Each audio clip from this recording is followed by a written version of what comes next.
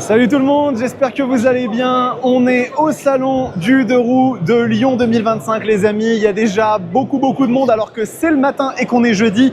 J'ai fait la première vidéo dans laquelle on a fait le stand BMW et là on va s'atteler au stand historique, celui sur lequel normalement je commence toujours. Il y a une petite entorse au règlement. Les amis, on est chez Kawasaki, donc on va filmer toutes les nouveautés de la marque. Il y en a beaucoup cette année, hein. Kawa qui a fait beaucoup de belles choses qu'on avait montré déjà à l'EICMA 2024, mais là on va se refaire un tour dessus. Bien évidemment, hein, vous le savez, abonnez-vous à la chaîne, soutenez, c'est le truc le plus important que vous puissiez faire, hein, tout simplement. Le petit statut Roadster, ça aide un petit peu plus, hein, qui vous permet d'avoir des fois accès à des vidéos en avant-première. Et puis pour nos amis à l'international, puisque cette vidéo va être aussi publiée sur les versions internationales de la chaîne, et bien écoutez, profitez de ce salon voilà, à distance. Si vous ne pouvez pas venir à Lyon en France, c'est un super événement. Donc voilà, on va beaucoup voir de motos. Il y a beaucoup de vidéos à faire et on va attaquer tout de suite puisque chez Kawasaki, il y a des choses très sympas. Allons-y, c'est parti. Alors, on va commencer tout de suite par la section des petites sportives sympathiques. Alors petite, c'est un euphémisme, hein, parce que là, ZX6R, on est quand même sur de la machine très chouette. Ce nouveau coloris, je le trouve magnifique. Vert, bien évidemment, Kawasaki, ça va de soi, mais avec les bandes jaunes, noires et blanches, c'est vraiment une couleur qui lui va à ravir. Moto qui sort 124 chevaux, 129 avec l'air forcé, à des régimes débiles. C'est pas forcément pour moi la moto la plus agréable sur route quand on veut avoir des sensations, parce que bien évidemment, il faut pousser ce 4 cylindres dans ses retranchements, on va dire. Par contre, c'est un côté qui est très chouette, c'est quand vous êtes en seconde à 10-11 000 tours minute, vous n'êtes pas forcément encore hors la loi. Donc ça vous permet de pouvoir profiter comme ça d'une sportive pur jus, hein, bien évidemment. Vous voyez que les demi-guidons sont bien en dessous du tête de fourche. C'est vraiment une moto assez radicale, sans pour autant aller dans de l'hypersportivité qui, elle, pour le coup, eh bien, quand vous êtes à 10 000 tours minute en seconde, vous êtes déjà un peu hors la loi. C'est une moto que j'avais testée, que j'avais trouvé très chouette, vraiment plutôt cool, cette 636. Et vous savez pourquoi 636? Eh bien, c'est simplement qu'en fait, Kawasaki, par rapport aux 600 standards, comme la CBR 600RR, voulait donner un petit peu plus de couple à la moto pour qu'elle soit un peu plus vivante au quotidien. Voilà, si vous avez l'occasion de la tester, c'est une machine qui est assez cool. À côté, on a aussi une autre moto très intéressante, c'est la ZX4RR que j'ai pas encore eu l'occasion de tester sur ma chaîne. Et là, pour le coup, c'est un vrai exploit cette moto parce qu'en fait, vous avez non seulement une architecture qui est assez rare sur du 400 cm3, c'est-à-dire un 4 cylindres en ligne. En règle générale, on est plutôt sur du mono, sur du bicylindre et surtout, eh bien, on a sur cette machine, accrochez-vous bien, je vais même pas vous raconter de bêtises, hein. Regardez, on est sur la fiche technique, regardez ce qu'il y a écrit, 77 chevaux. C'est hallucinant de réussir à sortir autant de puissance d'une si petite cylindrée.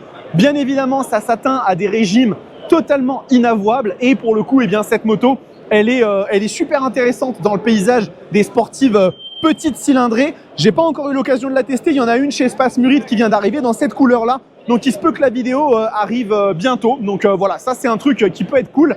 Et puis, regardez, on a aussi, eh bien, Ninja 500 qui est, elle, une machine beaucoup plus faite pour le quotidien. On n'est plus vraiment dans une sportive, mais dans une Sportivo GT, hein, donc avec les demi-guidons au-dessus du tête de fourche. C'est une machine qui emprunte eh bien, sa ligne, sa bouille directement à la Ninja 650, hein, qui est juste à côté.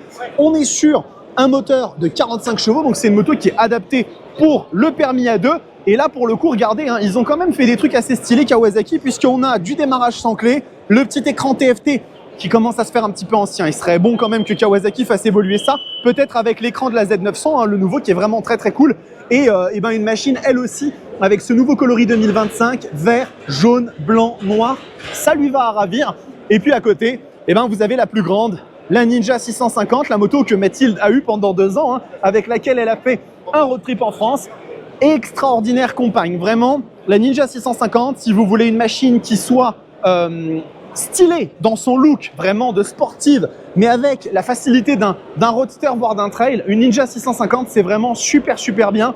Et là, pour le coup, pas de démarrage sans clé, peut-être que ça viendra sur une prochaine génération de la moto. C'est vraiment une machine ultra chouette. Elle hérite du moteur de la Z650, donc 68 chevaux. Et je pense que pour un jeune permis, un permis A2, c'est vraiment un excellent choix. C'est une très bonne machine. On a aussi, je vous montrerai la grosse nouveauté à la fin, bien évidemment, pour vous garder jusqu'à la fin de la vidéo, Ici, on a la Z500. Ça fait partie des machines Z500 SE même d'ailleurs. Ça fait partie des motos qui ont été introduites par Kawasaki récemment pour répondre à une demande de plus en plus grandissante de motards permis A2 qui ne veulent pas nécessairement des machines bridées, qui veulent pouvoir exploiter leur moto eh bien, à 100%. Et donc, ce moteur, il est en dessous des 47,5 chevaux. C'est un bicylindre très très chouette qui reprend un petit peu les mêmes codes que la Ninja 500 en termes de puissance, etc. Là, par contre, on n'a pas le démarrage sans clé, on est sur un démarrage standard. Donc, on voit vraiment que la Ninja 500, elle a un petit truc en plus qui est vraiment, vraiment cool. Donc, Z500, bien évidemment. On a aussi eh bien, la classique, la Z650. Alors, BK, ils disent ici BK. Je ne sais pas ce que ça veut dire, ça veut peut-être dire Black. C'est peut-être une édition spéciale de la Z650.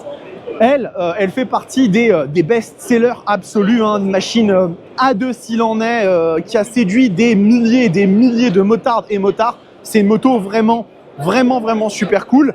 Et non, il y a une moto à côté, mais je ne vais pas vous la montrer parce que ce n'est pas encore le moment. La nouveauté, la grande nouveauté, celle qui est attendue, on va continuer à avancer, on va se faire tout le stand et puis à la fin, vous l'aurez peut-être. Donc, ici, nous avons la W800, petit custom, c'est pas vraiment un custom, c'est plus une machine type café, néo café racer. Enfin, on est vraiment sur de l'old school, du rétro, très très joli vraiment. Regardez un petit peu les traitements de surface ici sur le réservoir, c'est super bien fini ce qu'ils ont fait. Je sais pas ce qu'ils ont mis comme moteur là-dessus, c'est quoi? C'est un moteur de 48 chevaux, bicylindre vertical 4 temps. Donc ça doit être vraiment une archi spécifique à cette moto. J'adore regarder ce petit logo là, W, c'est délicieusement rétro. Très très chouette. À côté, on en a une autre qui à mon avis doit être une W... Non, c'est une Meguro S1, excusez-moi, autant pour moi. Donc très sympa, ça aussi c'est très très joli. Et puis après, on a des nouveautés. On a des nouveautés chez Kawasaki, des nouveautés qui ont été annoncées bien évidemment à l'EICMA 2024 et qui, pour le coup, vont être présentes ici. On a ici la Versys 1100. Donc vous le savez, la Versys 1000 à la base, c'est le trail routier très confort de Kawasaki et qui a beaucoup évolué cette année. Une des choses qu'on a reproché souvent à la Versys, c'est d'être une machine un petit peu momolle, on va dire, en termes de sensations. Là, ils se sont quand même énervés parce que la moto sort désormais 136 chevaux. Donc on est sur l'équivalent d'une R1250 GS de la génération précédente. C'est très très chouette. Je pense qu'elle a vraiment pris du poil aux pattes. Chez Murit, ils l'ont déjà testé, ils m'ont dit que ça marche plutôt bien. On a un combiné mixte en termes d'instrumentation qui est lui aussi très chouette, avec le régime moteur en aiguille et puis un écran TFT à côté qui m'a l'air quand même un petit peu plus moderne que ce qu'on fait sur les écrans 4,3 pouces des Z650 et compagnie.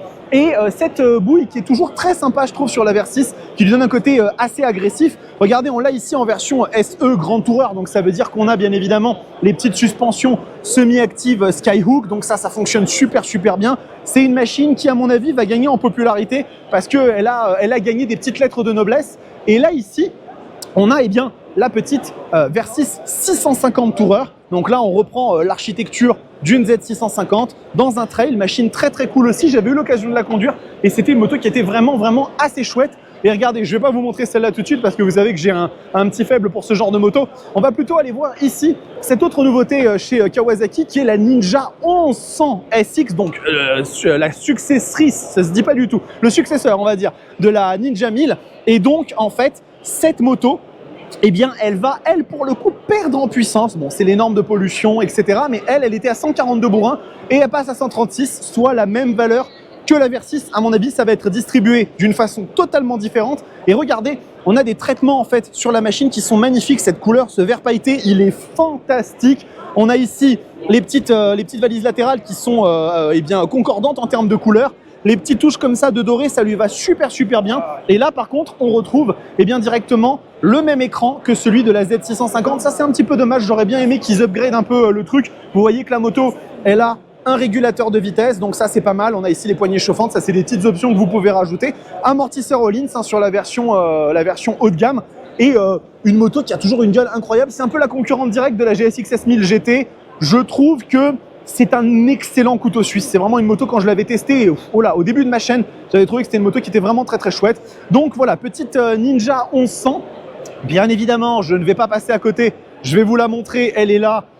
La descendante finalement de la ZZR 1400, la Ninja H2 SX SE, qui est aujourd'hui le fer de lance ultime de Kawasaki en ce qui concerne la puissance, la technologie, puisqu'on est sur le 4 cylindres compressé. Donc là, il y a une base moteur de Ninja H2R qui a été assagie bien évidemment. Enfin, assagie, c'est vite dit, on est à 200 chevaux, 210 avec l'air forcé. Une bécane qui est faite pour rouler loin, mais surtout rouler vite, très vite. Ici, on a le plus bel écran que Kawasaki fasse. On est sur un très grand écran TFT avec un système d'infotainment. Vous pouvez installer des applications sur cette moto, donc vraiment la personnaliser. Et une chose que Kawa fait dessus, qu'ils ne font pas sur les autres motos, c'est le régulateur de vitesse adaptatif. Cette moto, elle est dotée d'un radar, donc elle permet directement d'avoir le régulateur de vitesse adaptatif. C'est une machine que j'aime un peu moins que la ZZR 1400 sur son comportement moteur. Elle en a un petit peu moins en bas. Par contre, à partir de 5-6 000, quand le compresseur se réveille, c'est terminado. Vous pouvez dire au revoir à votre permis. Donc, il y a encore 2-3 autres trucs à montrer un peu très haut de gamme, mais on va aller bien évidemment sur la nouveauté très attendue chez Kawasaki, celle qui a déjà été testée et bien évidemment que vous attendez toutes et tous. Elle est là, c'est la nouvelle Z900, ici dans sa version SE, machine qui a reçu non seulement un bon lifting esthétique, mais aussi beaucoup de changements sur la partie technique. Donc je vais juste passer ici pour vous montrer cette nouvelle bouille. Je la trouve super sexy. Elle est vraiment beaucoup plus agressive que l'ancienne version. Elle a vraiment une tête méchante, comme devrait l'avoir un roadster mid-size qui a du poil aux pattes. C'est comme ça que ça doit fonctionner. La version SE a un coloris que je trouve vraiment super chouette. Ces petits caches comme ça latéraux en alu métal, c'est magnifique, ça lui va super bien. La version SE, c'est la version haut de gamme bien évidemment, qui a notamment les Brembo M4.32 ainsi que l'amortisseur Öhlins. Donc ça, c'est super chouette. La moto a reçu un nouvel écran, donc là celui-ci il est éteint, mais il y a un nouvel écran qui permet d'avoir pas mal de choses très chouettes, dont notamment un indicateur d'angle. Elle a enfin un régulateur de vitesse, donc elle passe vraiment un cap, à voir si elle sera capable de venir se battre, se taper avec la CB1000 Hornet SP, parce que vous le savez, Honda a frappé très fort avec cette moto. Bon, il y a quand même de la concurrence en face. La Z900 SE, ça reste une machine qui est très chouette. Elle est un peu plus chère que la Honda, mais elle a ses aficionados parce qu'elle fait partie tous les ans des meilleures ventes en France. Donc, il y a quand même des chances pour que ça se passe pas trop mal. Normalement, je devrais pouvoir vous tester la moto d'ici un mois environ. Kawa France m'ont dit qu'ils ont reçu une Z900 SE et qu'ils sont en train d'en faire le rodage. Donc, a priori, je devrais pouvoir vous la tester. Autre machine que je ne peux pas bien évidemment ignorer parce que sinon, c'est pas bon. ZH2 SE, peut-être aujourd'hui une de mes motos favorites. J'adore cette bécane. Vous savez à quel point j'ai de l'affect pour la ZH2. C'est vraiment pour moi la descendante du B-King, qu'on l'aime ou qu'on l'aime pas, c'est comme ça. Donc, qu'est-ce qu'on a dans ce monstre de Akashi? Un 4 cylindres en ligne compressée, lui aussi sur la base de la Ninja H2R, 200 chevaux. Et croyez-moi, ces 200 chevaux délivrés comme jamais vous les avez eu dans votre vie, à 6000 tours minute quand le compresseur s'allume, votre cul sera couvert d'hématomes parce que vraiment, vous prenez ça là, vous le prenez à chaque fois que vous accélérez. La moto est capable de délester en 4e sans jamais avoir besoin de mettre de coups de sirette. C'est un délire la ZH2. Bien évidemment, c'est une moto plus lourde que les hyper roadsters type Tuono, Super Duke, Street Fighter. L'idée de cette moto, c'est de vous arracher les bras comme Jaja, d'avoir une partie cycle quand même qui permet d'envoyer sympathiquement dans l'angle, mais clairement pas faite pour aller faire des tours sur circuit et de faire des chronos. La version SE a les suspensions semi-actives étrier Brembo Stylema, donc c'est vraiment un grand délire. Et encore une fois, une machine qui sera définitivement dans le garage de la Roadster TV un jour ou l'autre. Ça, il n'y a absolument aucun doute. On a aussi ici de la Vulcan, Vulcan S, petit custom très sympathique aussi chez Kawasaki. En termes de moteur, on est bien sur une base, je pense, de Z650, un petit peu diminuée, 61 chevaux. C'est une machine qui est chouette. Vous avez ici l'Eliminator, qui était aussi, il me semble, une des nouveautés de Kawasaki récemment. C'est chouette qu'ils proposent aussi des machines comme ça avec un look un petit peu plus à l'ancienne. C'est une bécane qui, à mon avis, est aussi assez sympathique à conduire pour cruiser tranquillement. Et on a...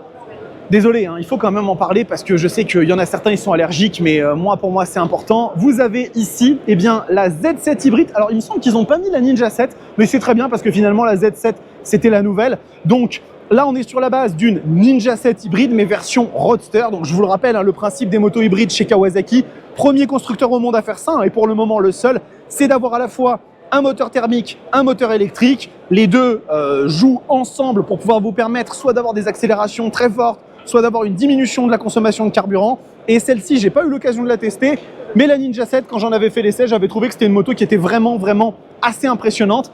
Et juste à côté, vous avez la Z1, et elle, c'est vraiment une pure électrique, petite citadine, machine qui est plutôt faite pour la ville, pour se balader en ville, avec une particularité par rapport aux copains qui font de l'électrique, c'est que la batterie de cette moto, en fait, elle est amovible. Vous pouvez la retirer et donc vous pouvez la recharger chez vous si vous n'avez pas de prise électrique dans votre garage ou votre place de parking.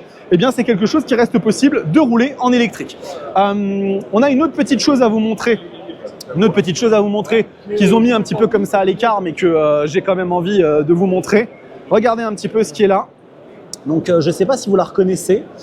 C'est la moto la plus puissante au monde. C'est la Kawasaki Ninja H2R, moto qui en 2015 a cassé les standards de ce qu'on définissait comme une moto puissante. Là-dedans, vous avez la base du 4 cylindres en ligne compressé qui a servi et qui a donné naissance à toute la dynastie de motos H2 chez Kawa.